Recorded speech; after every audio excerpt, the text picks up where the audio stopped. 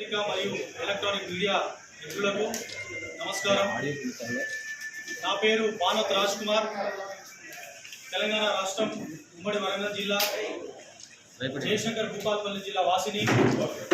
మరి ఈరోజు ఈ యొక్క ప్రెస్ మీట్ కార్యక్రమం నిర్వహించడానికి గల కారణం ముఖ్యంగా ముసుపల్లి Sharmila YS alias YS Sharmila మరి తెలంగాణలో ఉన్నటువంటి వైఎస్ఆర్ అభిమానులను నాయకులను తన స్వార్థ ప్రయోజనాల కోసం ఏ విధంగా మోసం చేసిందనేది నేను ఈ యొక్క మీడియా ముఖంగా ఆంధ్రప్రదేశ్ ప్రజలకు తెలియపరుస్తున్నాను.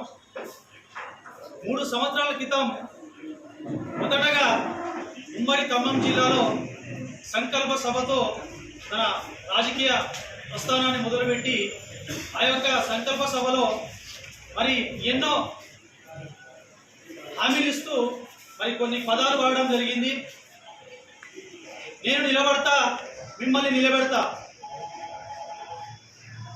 ఈ గడ్డ నాది, ఈ గడ్డకు న్యాయం చేస్తా అని మరి ఎన్నో సూక్తులు చిలుక పలుకులు పలికి మరి ఆ యొక్క సభ నిర్వహించడం జరిగింది.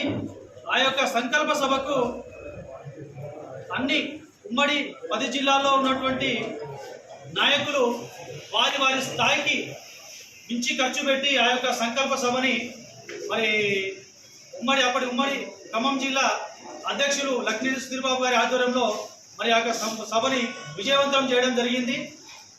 ఆ సభలో అప్పుడు ఆ యొక్క కరోనా పాండమిక్ సమయంలో చాలామందికి కరోనా సోకి మరి వాళ్ళు అకాల మరణం చెందడం జరిగింది. వారిని కనీసం పరామర్శించడం కానీ వాటి తరపున ఎలాంటి న్యాయం చేసే విధంగా కూడా ఆ రోజు ఆలోచించలేనంత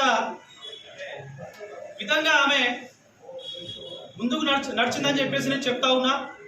ఆ తర్వాత మరి వైఎస్ షర్మిల తన ఆదేశాల ప్రకారమే మరి తెలంగాణ రాష్ట్రంలో ఉన్నటువంటి 119 నియోజకవర్గాలకు గాను 105 మంది నియోజకవర్గాలకి కోఆర్డినేటర్లుగా నియమించింది.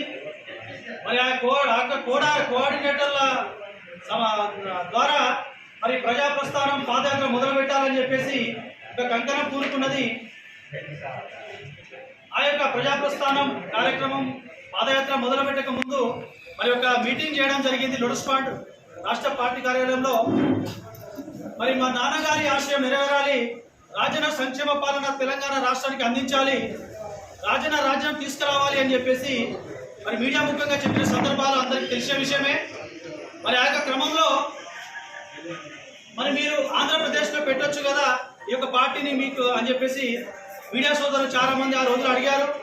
ఆ యొక్క క్రమంలో ఆంధ్రప్రదేశ్లో మా అన్నగారు జగన్మోహన్ రెడ్డి గారు రాజన్న రాజ్యం స్థాపించాడు. ఆ రాజన్న రాజ్యం అభివృద్ధి బాట నడుస్తుంది కాబట్టి ఆ యొక్క రాజన్న రాజ్యం మరి తెలంగాణకు అవసరం అని చెప్పేసి చెప్పడం జరిగింది.